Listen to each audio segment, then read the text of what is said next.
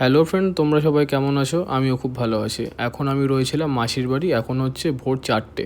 আমাদের এখান থেকে 4:30 ট্রেন। আমরা আজকে যাব হাওড়া থেকে দীঘা। এটা হচ্ছে চুঁচুড়া স্টেশন, আর সামনে যাকে দেখছো হচ্ছে আমার দাদা।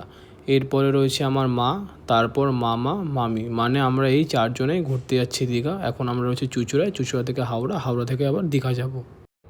আমাদের হাওড়া যাওয়ার লোকাল ট্রেন চলে এসছে। এই হচ্ছে বর্ধমান হাওড়া লোকাল। এই ট্রেনে করেই আমরা যাব হাওড়া পর্যন্ত।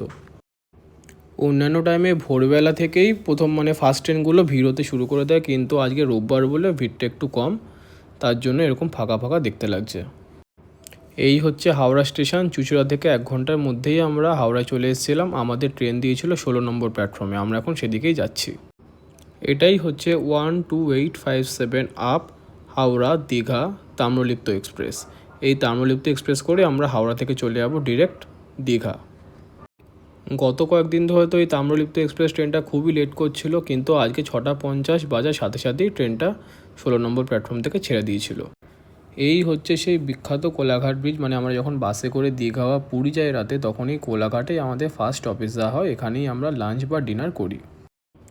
এরপর মেছেদা চলে আসে। বেশিরভাগ হকার দাদারা চপ, সিঙ্গারা এসব নিয়ে চলে এলো। মেছেদার চপ তো সবাই জানো, খুবই বিখ্যাত। সবাই আমরা একটা করে চপ নিয়ে নিয়েছিলাম এখান থেকে। এই হচ্ছে দীঘা স্টেশন। নির্ধারিত সময় থেকে মাত্র 10 মিনিট লেট করে ট্রেনটা আমাদের দীঘায় পৌঁছে দিয়েছে।